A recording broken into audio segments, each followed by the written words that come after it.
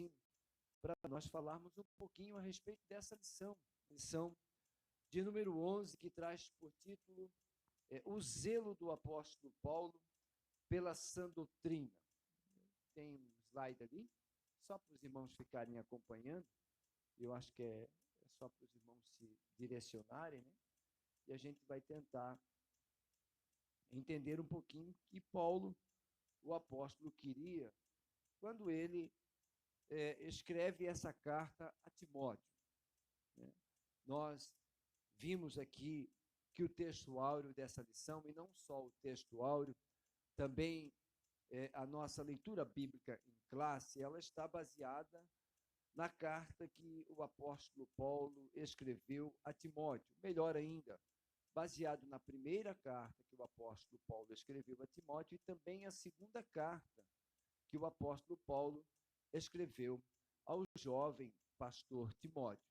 Embora essas cartas, irmãos, elas não tenham sido escritas no mesmo momento, na mesma época, no mesmo tempo, elas têm no seu escopo, né, elas têm na sua temática a mesma admoestação do pastor Paulo a Timóteo, ainda muito jovem, que estava dirigindo uma igreja em Éfeso. E o problema que Timóteo enfrentava era um problema que estava rondando as igrejas daquela época, e não só em Éfeso, mas você vai ver isso escrito também aos Gálatas, escrito aos Coríntios, escrito, quem sabe, aos Colossenses. Enfim, era um problema daquela época as igrejas, e Paulo então estava orientando o jovem Timóteo a que ele corrigisse esse problema na igreja, para que ele enfrentasse de frente o problema, né, da introdução de outras doutrinas, né, de outras ideologias, de outros ensinos, de outros fundamentos, que estavam interferindo naquilo que o apóstolo Paulo deixou como instrução principal a Timóteo e deixou instaurado naquelas igrejas em que ele passou e fundou.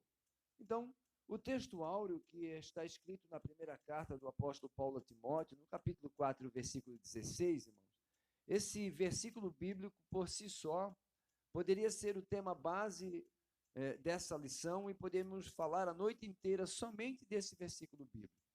E o texto diz assim, ó: tem cuidado de ti mesmo. É interessante que em momento algum o apóstolo Paulo olha para Timóteo e diz assim: Timóteo, cuida de ti e cuida dos outros também, né? Cuida de ti e cuida do que os outros estão fazendo, né? De que forma os outros estão se comportando, de que forma as outras pessoas estão caminhando, né? Em momento algum, Paulo disse isso. Paulo disse assim para Timóteo: Timóteo, cuida de ti mesmo. É a primeira coisa que você tem que fazer, irmão. É a primeira coisa que eu tenho que fazer. Cuidar de mim mesmo. Obrigado, querido. Cuidar de ti mesmo. Então, a orientação do apóstolo Paulo a Timóteo é essa. Veja bem, um jovem que tinha sobre a sua responsabilidade uma igreja, né, que tinha recém sido construída, recém sido inaugurada, e dentro de um contexto histórico-cultural que filosofias pagãs, né, a idolatria e cultos a deuses pagãos e ideologias que batiam de frente com as doutrinas bíblicas estavam em expansão, estavam em evidência, e ele estava enfrentando aquela igreja.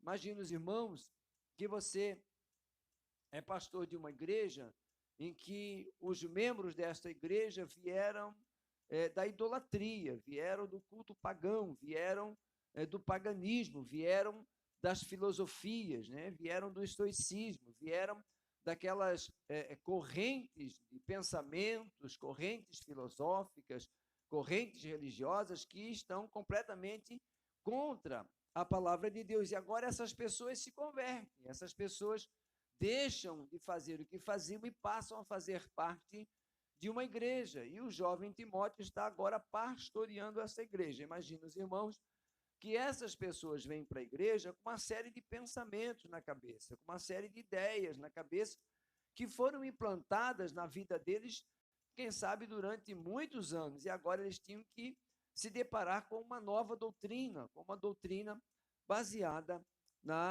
naquilo que Jesus havia deixado escrito e naquilo que Paulo havia aprendido, aquilo que Paulo havia absorvido, e tinha agora repassado a Timóteo e dizendo a Timóteo, Timóteo, agora começa assim, cuida de ti mesmo. É a primeira coisa que você precisa fazer.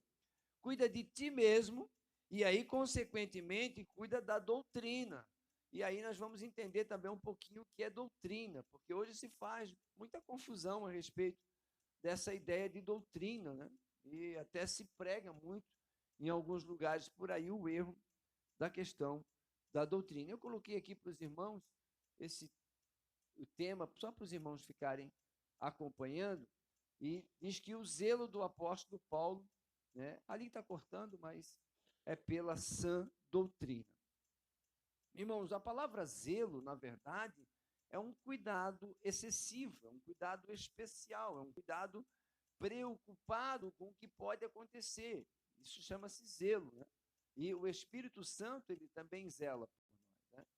Então, eu tirei como base o texto áureo, porque o texto áureo é, para mim, uma mensagem bastante esclarecedora daquilo que a gente pretende pensar nessa noite juntos. Eu gostaria que você pensasse comigo, e é para isso que serve, né, uma escola bíblica, para você pensar junto com o que está sendo falado, com o que está sendo meditado. Diz então, tem cuidado de ti mesmo e da doutrina, né? Persevera nessas coisas, disse o apóstolo Paulo. Em que coisas? Persevera no quê? Persevera em cuidar de você e da doutrina. Perseverar, irmão, é não desistir. Perseverar é continuar fazendo aquilo cotidianamente. Perseverar é insistir. Perseverar é ir sempre de encontro àquela necessidade. É insistir naquilo em que você aprendeu. Então, o apóstolo Paulo está dizendo, persevera em, primeiro, cuidar de ti mesmo, não dos outros.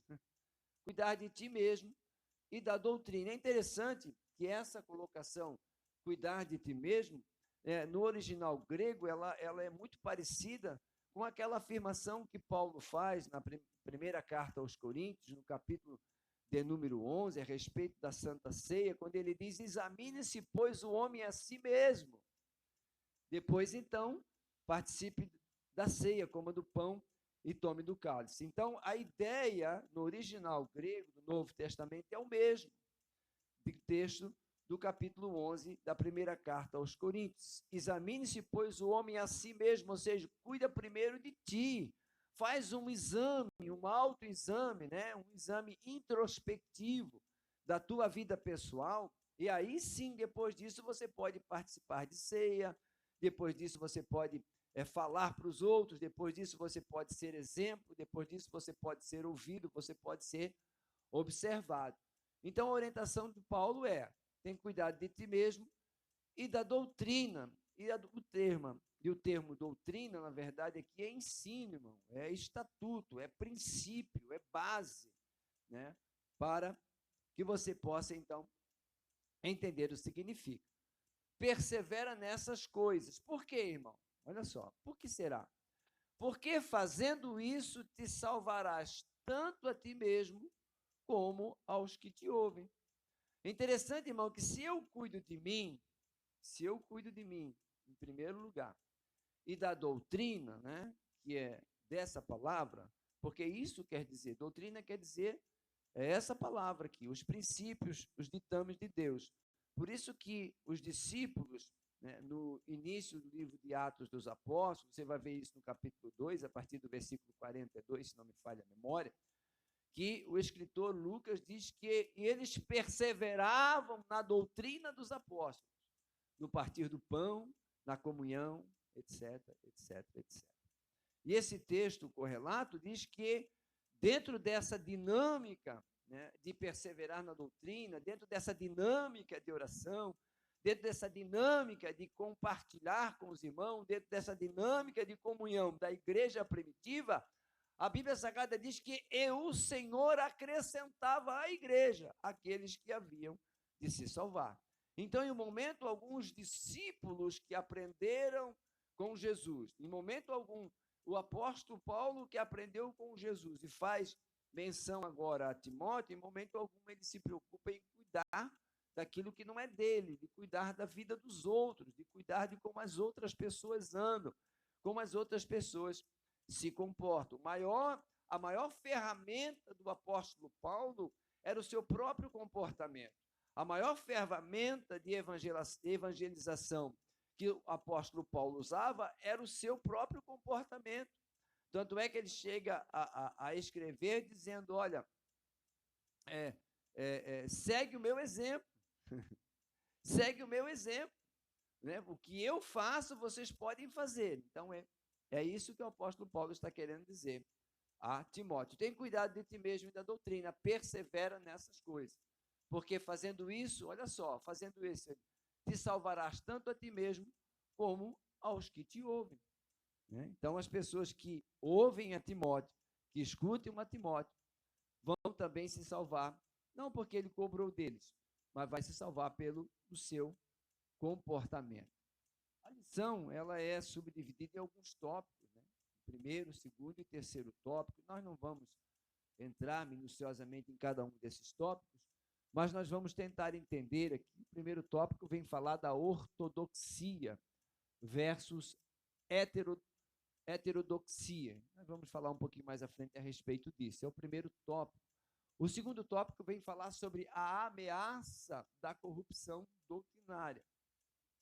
A ameaça é essa, que existia naqueles períodos bíblicos, a ameaça é essa que existia naquele contexto histórico e cultural, que também continua existindo hoje, com uma outra faceta, com uma outra cara, com uma outra aparência, né? Mais evangélica do que nunca, né? Mas é uma outra aparência, mas continua existindo. É uma ameaça à corrupção doutrinária. E em terceiro ponto, então, o terceiro tópico vem dizer que a igreja, como guardiã da sã doutrina. A igreja, irmãos, ela foi instituída por Deus justamente para que fosse guardiã dessa doutrina, né? Não que fosse detentora dela, mas que ela fosse o marco regulador dessa doutrina, né? Não existe tantos órgãos públicos que são marcos reguladores de determinadas circunstâncias, como o Inmetro, né, que regula e afere, como algumas instituições desse gênero, elas são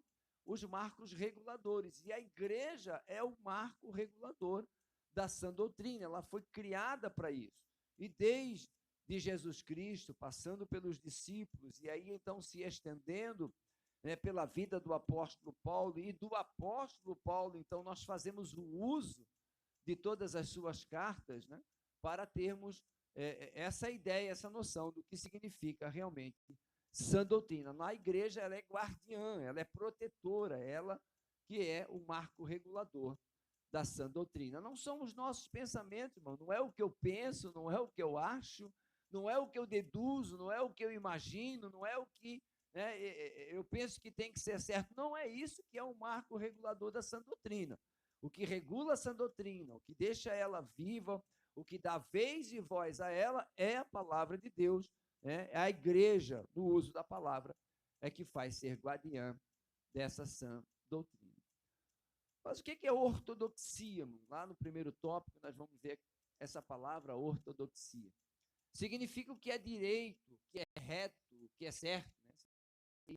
Essa palavra mais clara nessa referência bíblica de primeira carta a Timóteo, capítulo 4, versículo 1 e 2.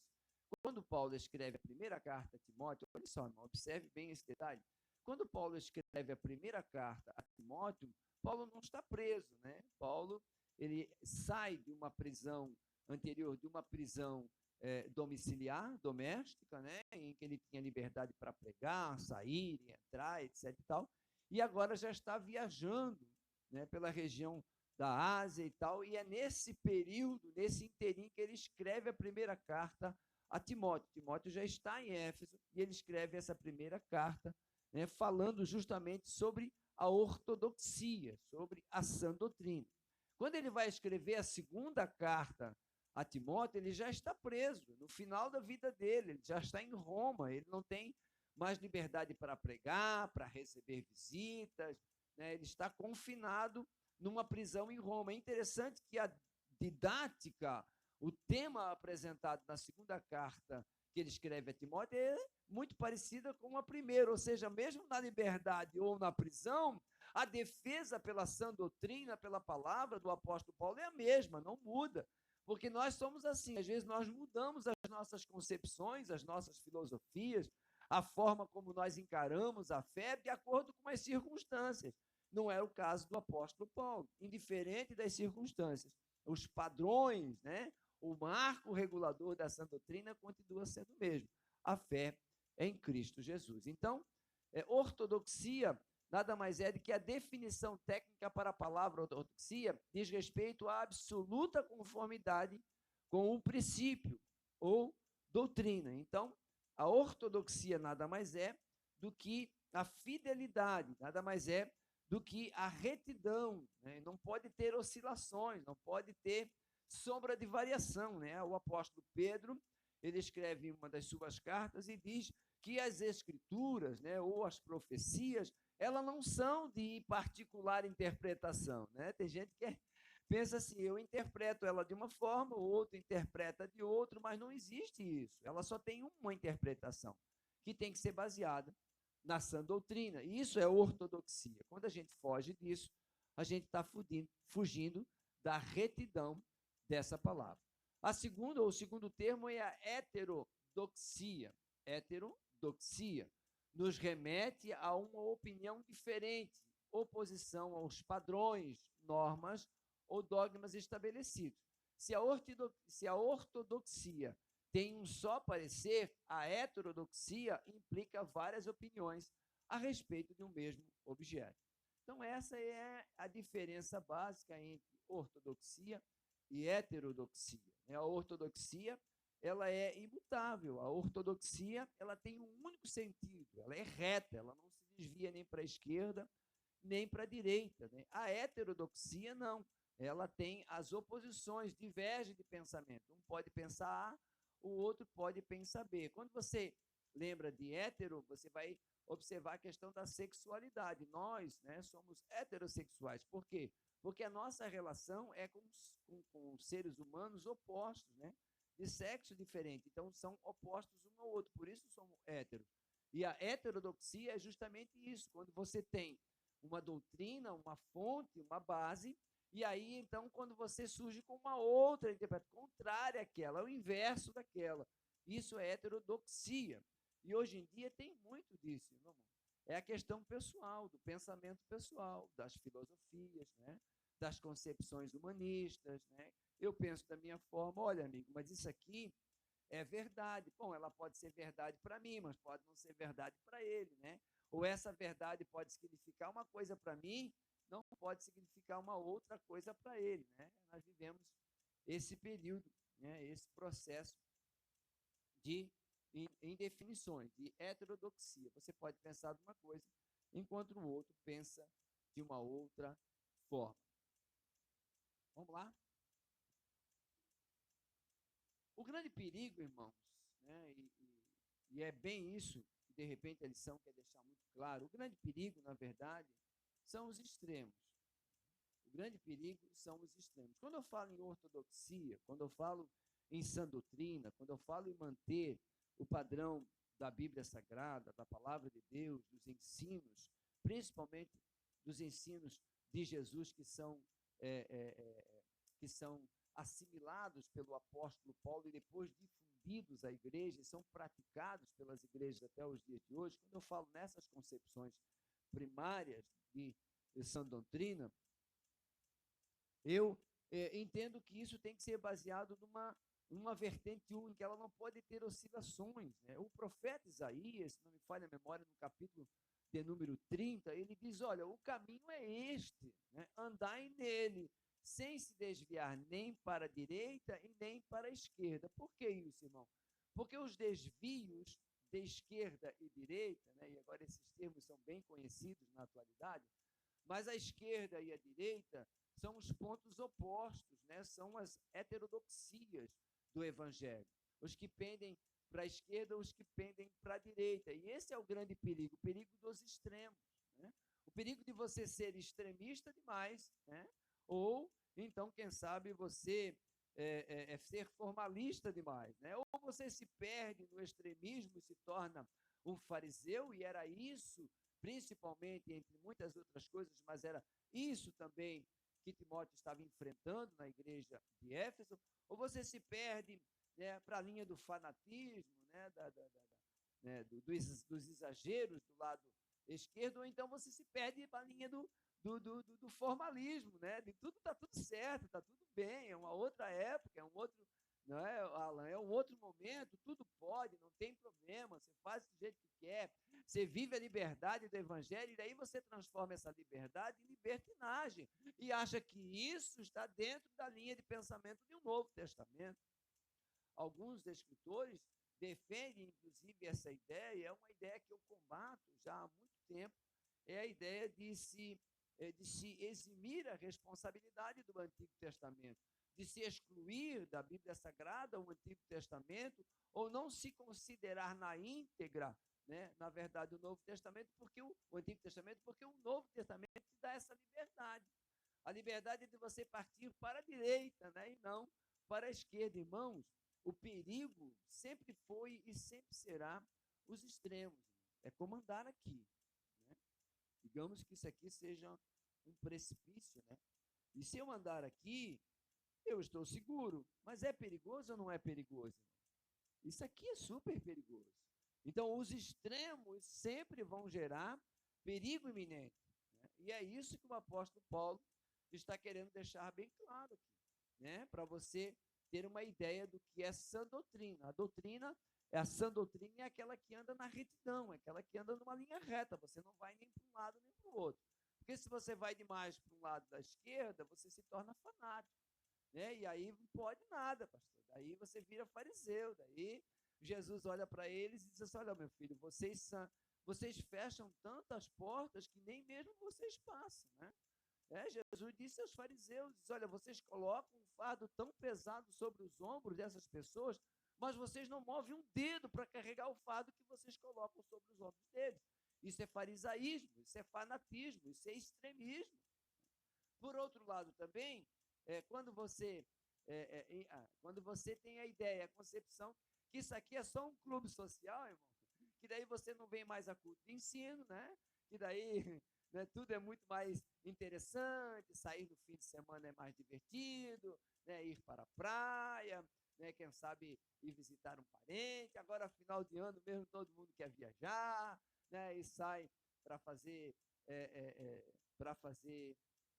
turismo. E glória a Deus por isso, irmão. Não estou dizendo que não deva fazer isso, viu, Alan? Não estou dizendo que não deva fazer isso. Mas quando você tem essa ideia como concepção de evangelho, né, e entende que a partir dessa ideia também de Novo Testamento, você não precisa mais se prender nem a hábitos, nem a bons costumes, nem coisa do gênero, quando você vem para a igreja, você serve a Jesus na segunda e na terça, né, e você está na igreja louvando, adorando a Jesus, e no domingo você faz um selfie só de roupa íntima, alguma coisa está errada. Isso é o perigo do extremismo, né? O perigo de achar que o Novo Testamento te dá essa liberdade. E a sã doutrina, eu estou falando de sã doutrina, não estou falando de costumes, porque eu ainda vou falar sobre isso.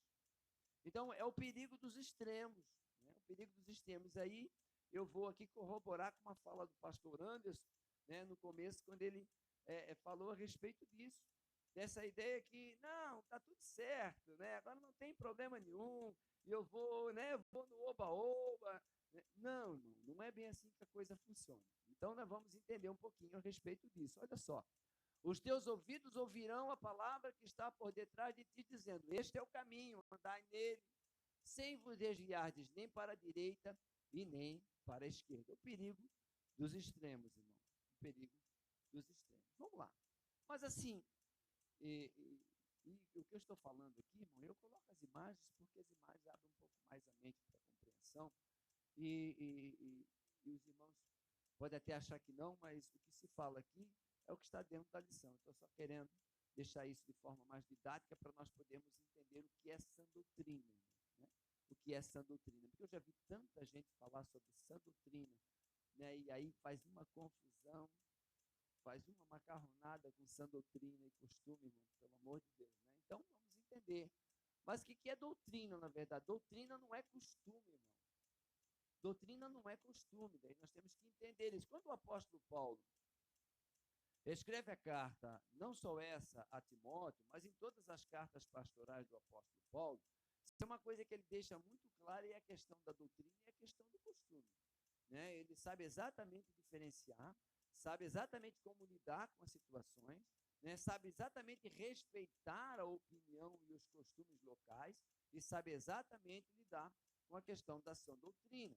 Então, entendemos aqui. Isso é uma imagem interessante, essa ilustração aqui, né? Paz, irmão, paz, querido, que vence de Deus, né? Aí o cidadão aqui tem uma espada e aqui tem uma clava. Né? Então, às vezes, o costume que faz fariseu. Essa é a grande verdade. Mas o que são costumes, irmão? Vamos para nós entender, separar as coisas aqui. Costumes são regras ou práticas que se observam nos diferentes países. São hábitos culturais admitidos e respeitados por um povo, território ou nação. São práticas habituais que se divergem de acordo com cada local de origem.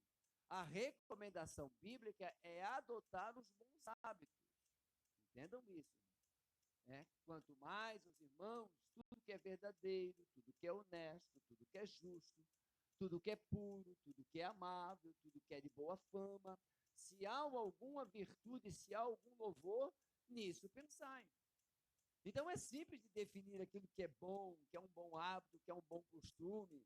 É fácil de você definir, é fácil de você identificar. Se existe louvor nisso, né, se há virtude nessas coisas, então nisso pensai e nisso colocar em prática. Eu falo assim, irmão, porque ao longo dos anos na igreja eu aprendi a administrar isso, ao longo dos anos. Primeiro, porque já fui vítima muito dessa ideia de não saber identificar a questão da doutrina, da sã doutrina, com os bons costumes. Os dois, irmãos, os dois podem perfeitamente caminhar de mãos dadas. Perfeitamente. É só uma questão de bom senso, né? Uma questão de bom senso, e os dois podem caminhar perfeitamente de mãos dadas. Então, costumes, isso são costumes. E o que são doutrinas, na verdade?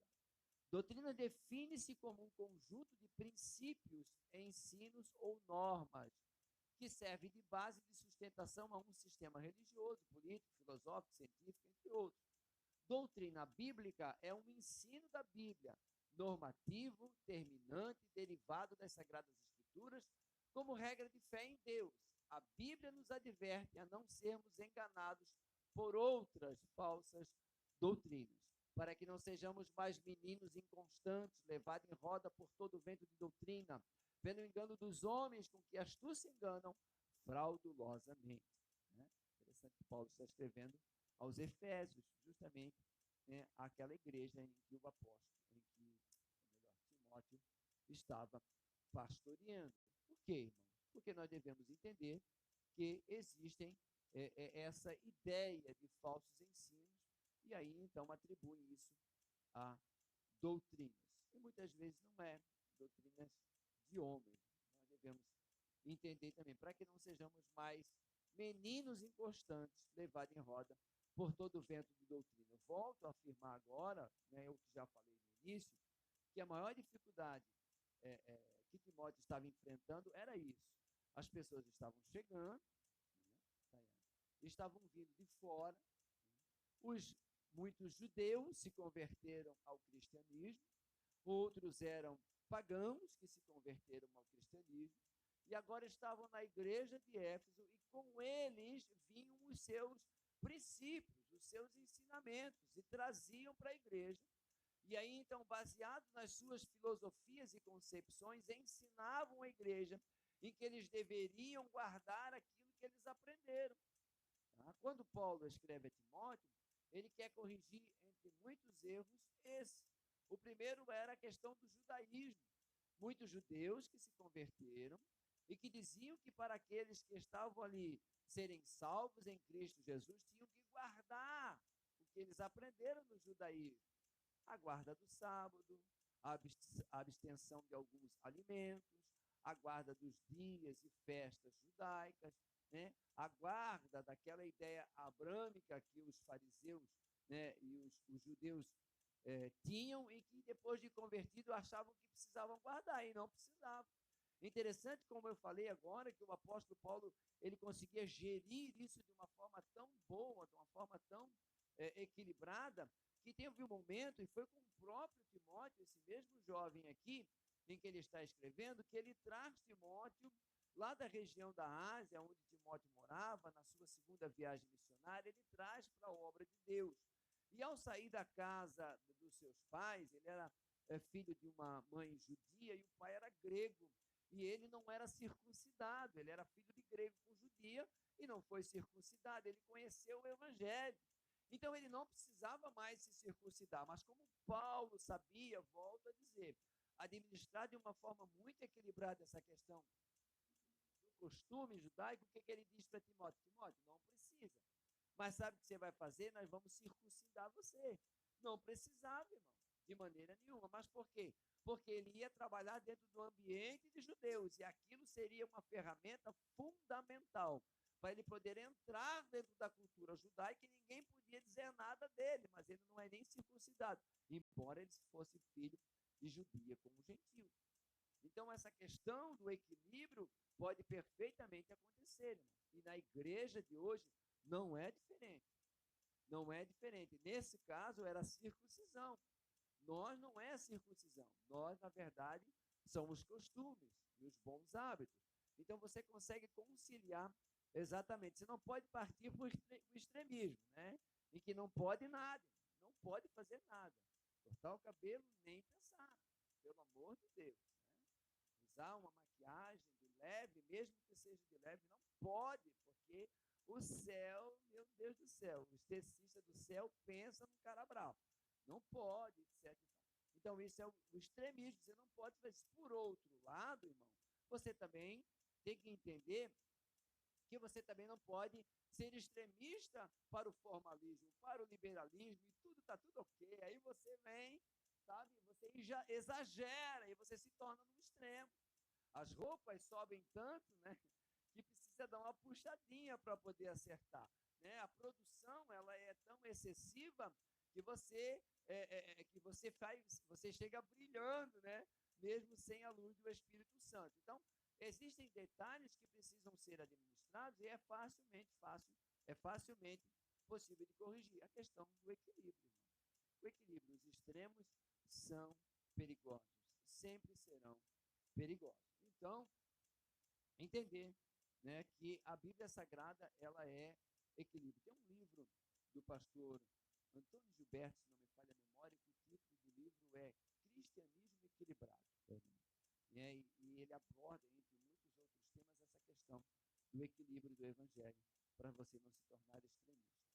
Bom, vamos lá. As verdadeiras doutrinas, ela apresentam as seguintes características. Agora nós estamos falando de doutrina, irmão. Né? Vocês viram a diferença entre costumes? Costumes divergem, irmão, viu?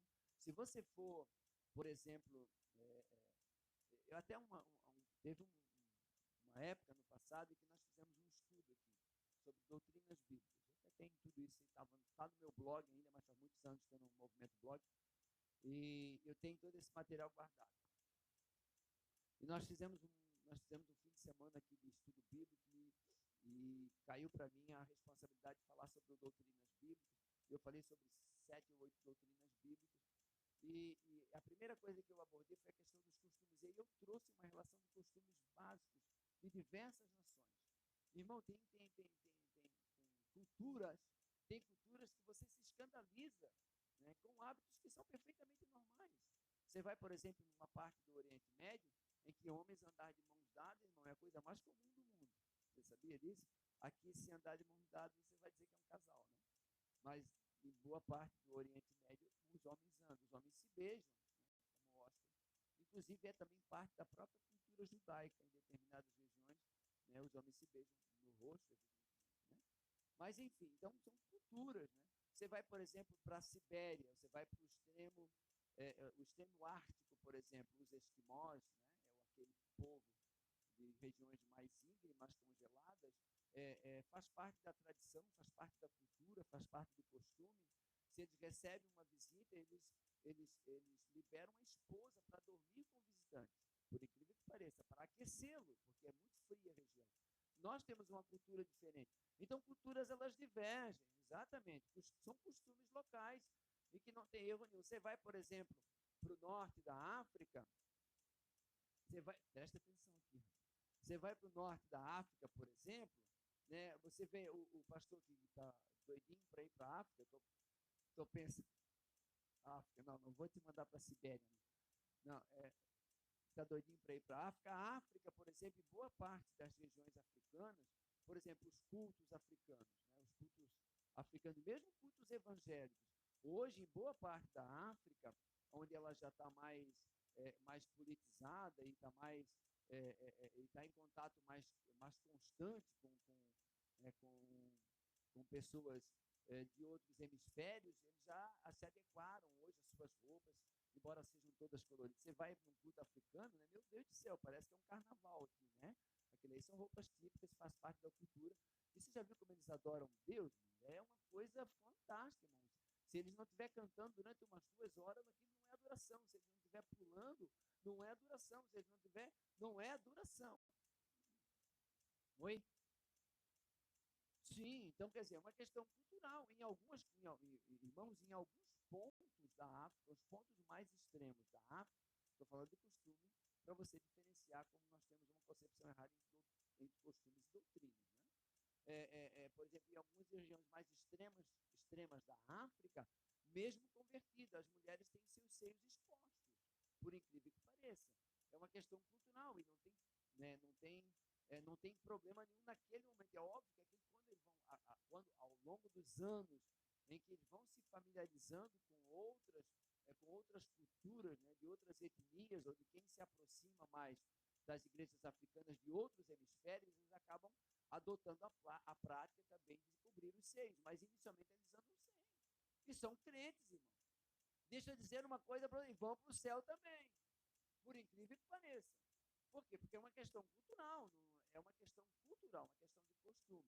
Além de uma série, centenas de milhares de outros costumes que um dia eu posso até trazer para os irmãos, né, que são costumes de regiões. E nós temos que adequar. Nós somos, irmão, nós culturalmente, nós somos influenciados pelos europeus. Tá? Você que é brasileiro, né, você que nasceu nesse país, principalmente no que diz respeito a roupas, nós somos influenciados pelos europeus. Né? Os europeus é que nos influenciaram. Então, até a própria cultura cristã, né, a cultura cristã evangélica é influenciada pelos europeus. Primeiro que nós somos frutos dos europeus. Né? Quem evangelizou o Brasil foram os europeus, que vieram da Suécia, que vieram da Europa, que passaram pelos Estados Unidos e vieram para cá. Então, existe essa cultura. Eu não preciso nem ir muito longe, irmão. Você vai num culto evangélico americano, oh, happy day. Você vê lá, aquelas mulheres negras lá que cantam, meu Deus, lindamente, né? Cantam muito, é difícil encontrar um negro americano que não canta bem, né? E o culto deles é bem diferente do nosso, mas é uma questão cultural. Então, cultura, elas se divergem, elas são diferentes dependendo das regiões, mas não ferem a doutrina. Por quê, irmão? Porque costume variam de lugar para outro, doutrina não. Doutrina é absoluta, doutrina não altera. Né? O que é doutrina, o que é escatologia aqui, é lá no Suriname, é lá na Europa, é lá na Indonésia, é lá é uma doutrina. Né? A doutrina da salvação, né? A doutrina da igreja, as doutrinas que nós defendemos aqui, na verdade, como doutrina, são sãs doutrinas, elas não mudam. Aonde você for, língua estranha é língua estranha. Aonde você for, glória a Deus é glória a Deus. Talvez num outro dialeto, mas é glória a Deus. Tem que nascer de novo, tem que descer as águas do batismo. O processo são doutrinas bíblicas. Tem que crer em Jesus como Salvador. Entendeu? Isso são doutrinas bíblicas, não são costumes. Nós devemos entender isso. Então, elas são, em primeiro lugar, são absolutas. Uma doutrina bíblica, costume não é absoluto, irmão. Costume muda e muda na mesma nação. Há 30 anos atrás, vamos chutar um pouco mais, irmão Daniel, há 40 anos atrás, se eu tivesse uma televisão, eu estava disciplinado. É ou não é? Hã? Vamos botar 40 anos atrás. Eu estava disciplinado. Não, mas dessa caixa o diabo está ali dentro falando, embora o diabo muitas vezes esteja falando mesmo ali, né? Mas é a forma como você usa ela também. Então, é uma questão. Era costume? Isso é costume, irmão. Isso não é doutrina. Isso não está na Bíblia. De maneira nenhuma, é um costume. Então não podia. Hoje, meu Deus do céu, pastor, tem uma de 58 polegadas que é uma parede inteira.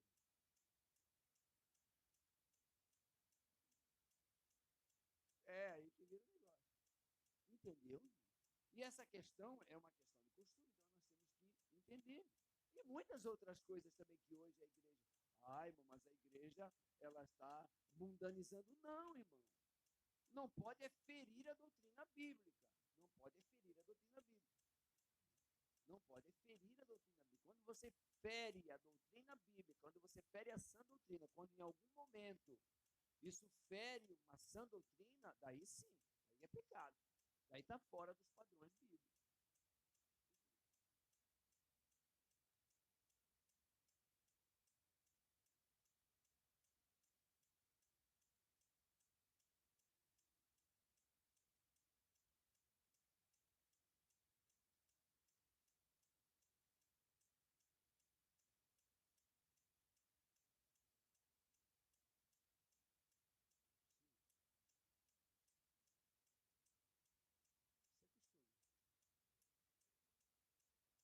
Exatamente, isso é costume.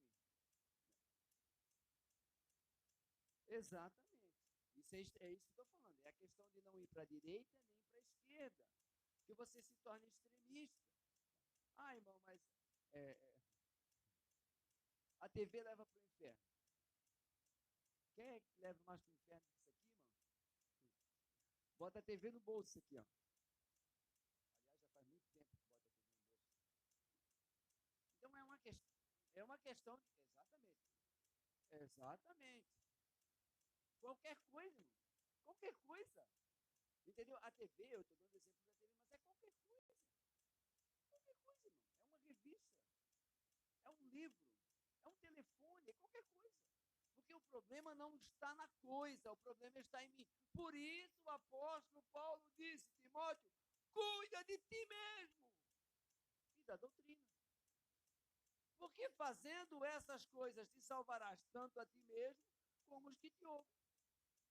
Então, essa concepção de costume e doutrina. Doutrina não, os costumes mudam, se alteram, até no mesmo lugar, até na mesma cidade, até na mesma região, até na mesma época. As doutrinas não mudam. Elas são absolutas. Por quê? Porque elas procedem de um Deus pessoal e absoluto, que não depende de nenhum outro ser ou fonte para existir. Ele é eterno, existe por si mesmo, não está sujeito a tempo e governa eternamente o universo antes da fundação do mundo. Você está entendendo? Doutrina, em primeiro lugar, ela é absoluta. Segundo, elas são universais. Elas são universais. Estão fundamentadas na origem do caráter moral de Deus, baseadas na sua onisciência, onipotência, onipresença e santidade. Portanto, válidas incondicionalmente em qualquer lugar do mundo. Doutrina não muda. A sã doutrina, essa não muda. O que vale aqui, como doutrina bíblica, vale em qualquer lugar do mundo. Essa não muda, ela é universal. E, em último, ela é imutável, ou seja, elas são imutáveis. Por quê? O seu autor, Deus, não muda, é o mesmo em todas as épocas e lugares, suas leis estão em conformidade com o seu caráter moral, divino e santo, ontem, hoje e eternamente. Então, doutrinas deve-se entender como base ou princípios basilares, né, que determinam a linha reta em que o crente deve andar. Nem para a esquerda, nem para a direita. Porque se você vai para os extremos, você acaba indo, então, acabar pecando no excesso. Né? Entretanto, se por um lado a Bíblia condena o que é falso, de igual modo exorta urgentemente e recomenda a verdadeira doutrina e boa doutrina, a sã doutrina. Entre outras coisas, é para estabelecer a doutrina que toda a Escritura é devidamente inspirada e proveitosa para ensinar, para redarguir, para corrigir, para instruir em justiça, para que o homem de Deus seja perfeito e perfeitamente instruído para toda a boa obra. Então, as doutrinas bíblicas existem para isso, para dar direção. Doutrinas estranhas. Eu falei hoje, agora há pouco falei que algumas doutrinas são bem evangélicas até. Doutrinas estranhas. E aí eu peguei o texto de Hebreus que diz assim: não vos deixeis levar em redor por doutrinas várias e estranhas, porque bom é o que o coração se fortifique com a graça, com a graça de Deus. Doutrina dos fariseus. Então, compreenderam que não disseram que se guardasse do fermento do pão, mas das doutrinas dos fariseus. O apóstolo Paulo estava ensinando Timóteo, em primeiro lugar, a se desvencilhar disso, irmão, das doutrinas estranhas.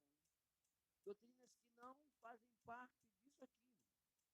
Doutrinas que não, que de longe, na verdade, muito de longe, né, se igualam ou se comparam às doutrinas bíblicas. São doutrinas estranhas, tem tanta doutrina estranha aí, irmão. Tanta doutrina estranha. Volta e meia eu vejo cada igreja, com cada pensamento, com cada corrente filosófica, ideológica de pensamento, que eu digo, meu Deus, onde é que eles tiraram isso? Assim diz o Senhor, Feliz Natal para ti. Sabe que esses dias nós estávamos comentando aqui numa escola bíblica a respeito justamente disso, as ideias, porque o que acontece hoje, por conta da necessidade de você atingir um público, por conta da necessidade de você atingir um alvo, um objetivo, uma classe social, né, um grupo da sociedade, você cria doutrinas estranhas, doutrinas diferentes. Por quê? Porque as pessoas, elas estão engodadas, são levadas, como disse o apóstolo Paulo Timóteo, são engodadas e levadas por vento de doutrinas estranhas. E aí você faz qualquer coisa, as pessoas vêm. As pessoas, não, do modo geral, não se prezam a sã doutrina, e sim a doutrina estranha que vai de encontro à sua necessidade. Exato. O culto pede. O culto pede, irmão, isso não é uma doutrina estranha, irmão. Isso é uma doutrina estranha, irmão. Totalmente estranha. Totalmente estranha. Mas por quê, irmão? Porque existe uma fatia da sociedade que ama pet. Uma fatia da sociedade que troca pets por seres humanos. Uma fatia da sociedade, eu convivo com pessoas desse gênero. Eu convivo diariamente com pessoas que dão a vida por um cachorro e viram as costas para o mendigo. Eu convivo diariamente com isso. São fatias da sociedade que estão envolvidas em doutrinas estranhas, que valorizam mais, muitas vezes, o ter do que o ser. Então, são doutrinas estranhas. E Paulo está ensinando a Timóteo a fugir dessas doutrinas estranhas. Na doutrina de fariseus. E essa era um dos problemas maiores, aquela questão que eu falei do judaísmo, de guardar os dias. Irmão, hoje nós temos igrejas famosas, igrejas que guardam isso, que não guardam o sábado, que não pode comer isso, que não pode comer aquilo, que não pode beber isso, que não pode beber aquilo. Irmão, eles estão fazendo da graça de Deus uma escravidão. E era isso que Paulo estava dizendo a Timóteo, diz para essas pessoas que eles não precisam disso, eles já saíram do mundo, eles já saíram do paganismo, eles foram arrancados de lá por Jesus Cristo, pela sua morte no Calvário, e agora eles querem ser induzidos novamente à mesma escravidão. É por isso que Paulo escreveu aos Gálatas a respeito disso. Vocês ainda guardam dias, sábados, luas. E ele chega a dizer, olha, se alguém vos pregar aqui um evangelho que não seja esse aqui, irmão, seja considerado uma maldição. E aí no final, aos Gálatas tem um momento que ele diz assim, é interessante, ele diz, interessante, como vocês, rapidamente, vocês deixaram a liberdade do evangelho e voltaram para a escravidão. Doutrinas de fariseus. E principalmente, para mim, a pior de todas, né? Doutrinas de homens. E aí nós caímos nessa imposição do que pode, do que não pode, do que é certo, do que não é certo. Não, não tem que fazer porque, né? Não, porque não é de Deus. Isso aí é. Você está ferindo a sã doutrina. Que sã doutrina? Não confunda sã doutrina com costumes, pelo amor de Deus. Doutrina dos homens. Em vão, porém, me honram, ensinando doutrinas que são mandamentos de homens. E, finalmente, doutrinas de demônio. De demônio. Sabe que esse dia, para mim, é doutrina de demônio. Porque eu vi uma igreja grande também, tem bastante irmãos, assim, muita gente ali. E, de repente, vi uma senhora lá, a pastora, a bispa, sentada num trono. Num trono. Não era numa cadeira, era num trono. Num trono mesmo, branco, grande, lindo. Né? Jesus devia estar debaixo do trono. Estava sentado no trono, descalço. Uma igreja que você vê aí na internet, na rua, na televisão. Jesus está lá. E sentada, as pessoas vinham e tocavam no pé dela, no pé, para serem abençoadas. E aí o Silvinho, eu vi a cena, de repente, eu fiquei atribulado, vontade de jogar o celular na parede. Aí de repente veio uma crente daquela, crentezinha daquela mais humilde, e botou a mão no pé e foi falar alguma coisa para